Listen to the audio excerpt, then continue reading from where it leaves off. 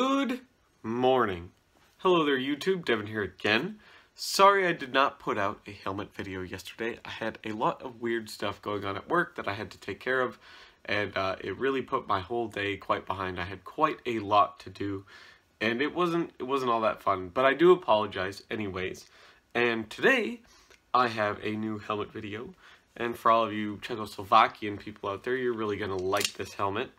Because I actually really like this helmet. It's one of my favorite helmet designs because it's so super simple and easy.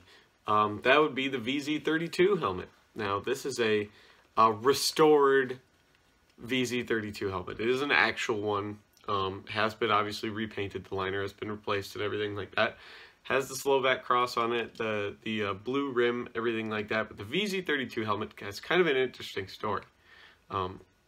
So the VZ32 was developed to replace the VZ28 helmet. Now the VZ28 helmet was kind of a Stahlhelm based helmet. It was a very kind of interwar early design helmet. It was very complicated to make. It has this kind of weird like bell shape to it, a rolled rim, still has little lugs on it and everything like the World War I Stahlhelms, but for no reason really. Because I don't think they ever developed the like Sturmpanzer like the Germans had in World War I, the big like armored plate you could put on it. But I think it was just meant to look like that. It was complicated to make, took forever and everything like that. And they needed something a lot simpler, and that's why the VZ32 was born a mere 4 years later. This thing is literally just a stamped piece of metal. It's just pressed out. There's no rolled rim on it, so it's a raw edge. It's thinner steel than most helmets of the day, but because it has this angle to it, the whole thing is very angular. This whole helmet is. It performed rather well despite being made out of thinner steel by using its geometry to its advantage. The liner system on it, rather than being a complicated, Stahlhelm-esque liner where you have, either the 3 pads that are adjustable like on a steel band, or like the later ones where it's the full crown of leather, which is a really complicated shape of leather to cut out and form and stuff like that.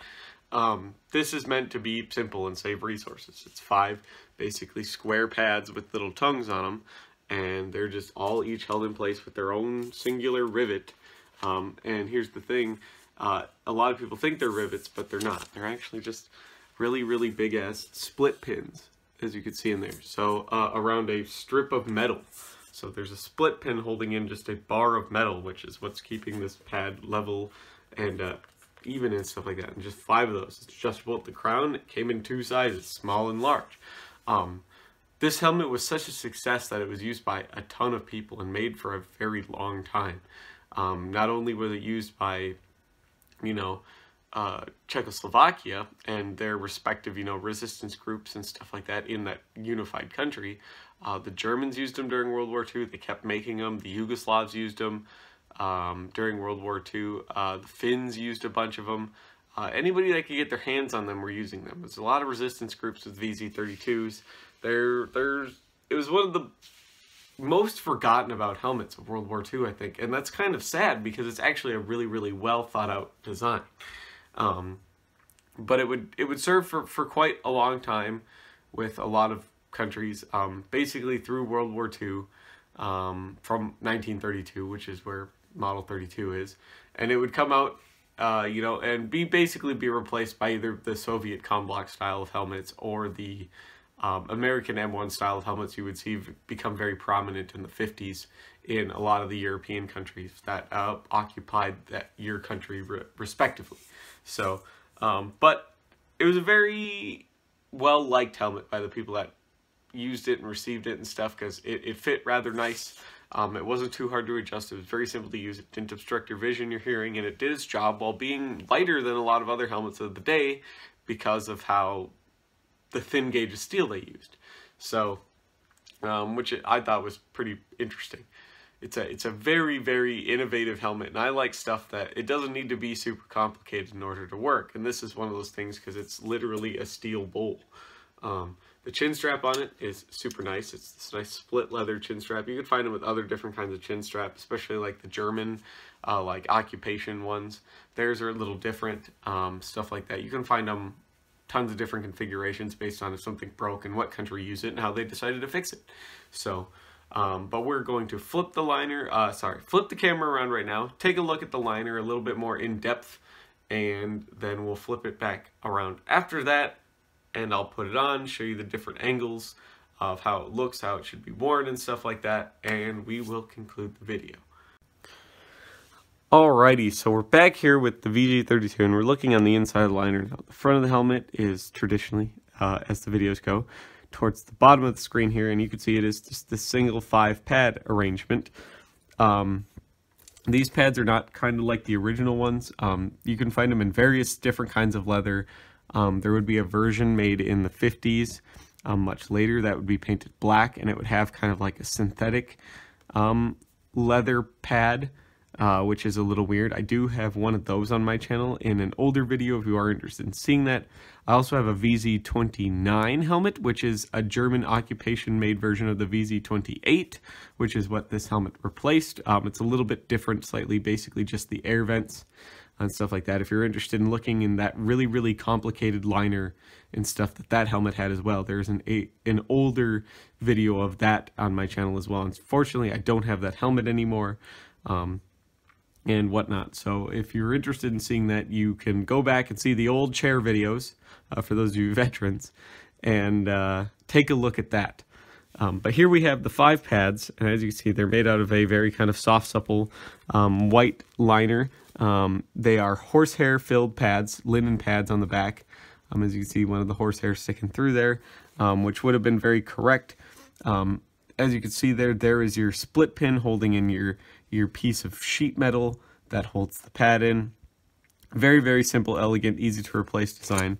And this beautiful chin strap. This is a really well thought out chin strap. It's adjustable on both sides. It has your traditional like keyhole stud on one side that's meant to be like your hard adjustment. So you get it good and you get it nice even, so this chin cup sits really evenly on your chin. And then you never adjust that, and then you have your traditional roller buckle on the other side with this little belt loop, and then keyhole stud to hold it into the bales on that side. So it's a really well thought out, really comfortable chin strap, and I'm actually really, really impressed with this chin strap. For as simple as this helmet is, they went all out on the chin strap, which is good because there's a lot of helmets that really suck because of the chin strap, and it's an often overlooked piece of gear that a lot of people didn't use, kind of like on the American M1 helmet. Not a lot of people used the M1 chin strap because it was terrible and uncomfortable and stuff like that. But this was designed to be used all the time, and it's not a pain to wear either. It doesn't cut into your neck, it doesn't pinch, it doesn't bind. It's just a really, really well thought out, nice chin strap. So it's not just one single thin, piece of leather or fabric that you just wear under your chin to be uncomfortable. This wears on your chin because it has the split in it, and it eventually forms to your face and everything, and it's super nice, and I can't complain about it at all. Which for the era was a little weird because pretty much everyone's chin strap was a little piece of fabric or leather, which kind of sucks, no offense to anybody who thinks the Stahlhelm's the best helmet ever made, but it's not. So hopefully now you guys can see this like awesome, beautiful, beautiful simplicity in this helmet, and we can now flip the camera back around, and I'm going to put this on, show it to you from different angles and stuff like that, tell you about how the fit and feel of it is, like I do in all my videos, and then we will conclude it. Alrighty, here we go again.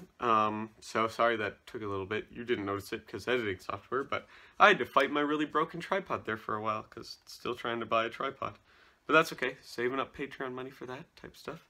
And gonna get a nice one because that way I've been waiting to get a nice one with like a boom on it so I could shoot straight down, which is gonna be really nice because I'm gonna do a lot of the gun bolt disassembly videos and a lot of the gun disassembly videos with that. So you guys can get a lot closer and see a lot of the angles and stuff a lot better, as well as a lot of the web gear is going to be for that. So if that's something that you're very interested in, feel free to make a contribution to the channel.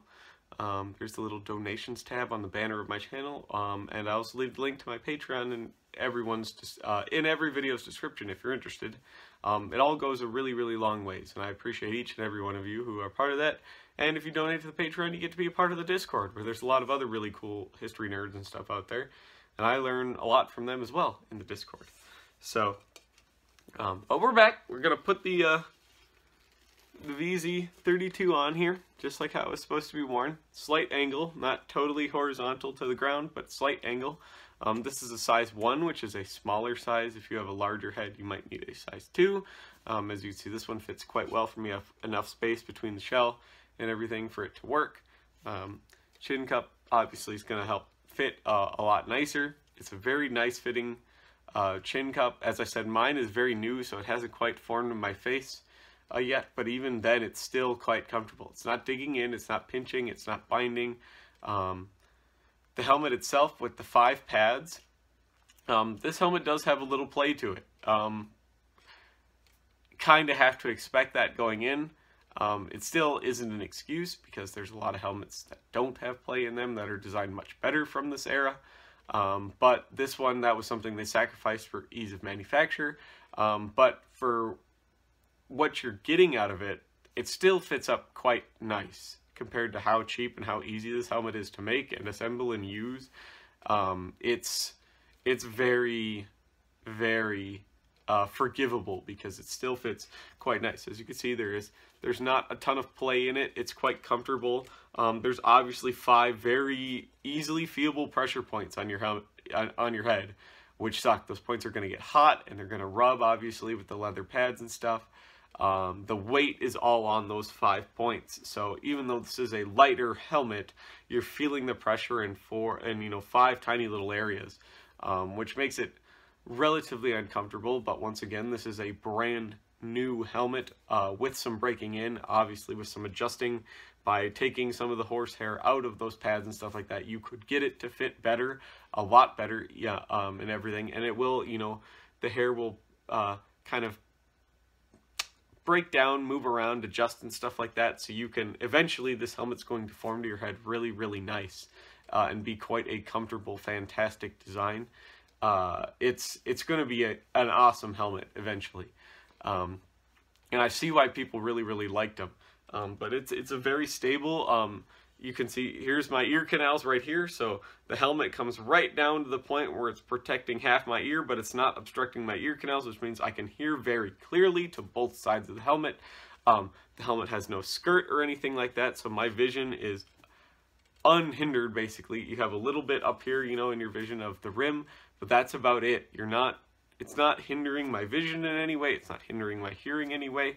But there is some other things. It does fit very nice. It will fit better, obviously, as this helmet breaks in and as the chin strap breaks in. It's a very innovative, very simple, very good helmet, and I can't stress how much this helmet was overlooked, because somebody who, like me, who has a ton of experience with helmets and is a nerd about this stuff, this helmet was so overlooked, and I don't know why, because it is such a good design for what it is. If you take everything that it is all together to form this package, it's a fantastic helmet. But now we're going to rotate around, show you it from different angles and stuff like that. When we get to face the wall, we're going to see if it bites into the neck or pinches or binds or anything, and then we will conclude the video. So this is the front profile of the helmet. This is the right side profile of the helmet. This is the rear profile of the helmet, and now we're going to do the thing where it does the chin strap, jerk onto your chin and stuff like that? Does it put pressure on your neck? Does the shell or the liner, which it won't in this case, bind into your neck when you go prone and look up? And it does, actually. So this helmet does, as you can see, touch my neck there. It does have some bite to it, which means when it's, especially if you had a uniform on, it'll try to ride forward on your head, which is, but for a helmet that is basically an interwar helmet of the day, this was pretty common to have that kind of bite there. And it does bite, and that is uncomfortable. It does touch the neck, which is unfortunate, but, it's still pretty acceptable for the day and age of this helmet. So it's still hits my neck, but rather than rocking forward, the way the chin strap is set up and the way these pads are set up and how nice the fit is, even when the fit is this new and this bad, it's not riding up in front of my eyes, which is still good. So it'll be uncomfortable if you're prone, trying to shoot, you know, and look down the sights of your long rifle, especially if they're quite tall sights.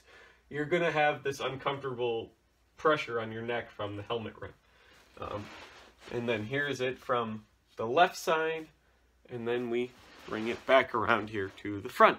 So hopefully you like this helmet if you guys are from Czechia or Slovakia or were born in Czechoslovakia. So that would be super cool to hear from you guys if you have any experience with this helmet, or if you have one of these in your collection, or if you have one of the post-war versions in your collection, or if you have one of the German occupation ones in your collection. I'd very, very much love to hear about those in the comments, the stories and everything like that. Or whether you have a battlefield relic, where it was found, stuff like that. This one happens to be an original one. It came from Finland. This one is one of the ones that got sent to Finland, and then some guy bought it and restored it. Some guy from Slovakia.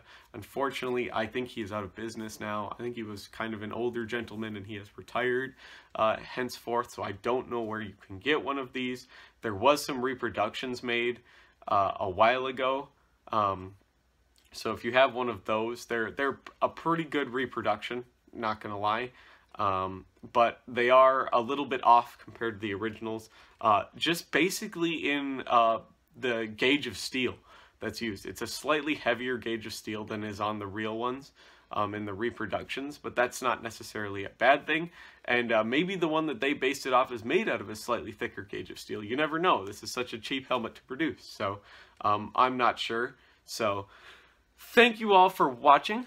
Hopefully I can see you all in the next video. I hope you like, subscribe, comment on this video. It really helps it out in the algorithms. And once again, if you choose to support the channel, whether be it by a one-time PayPal donation or a continued donation on Patreon, it all goes a long ways to really help the channel. Thank each and every one of you, and hopefully you all have a wonderful rest of your weekend, and I will see you all very, very soon. Bye-bye now.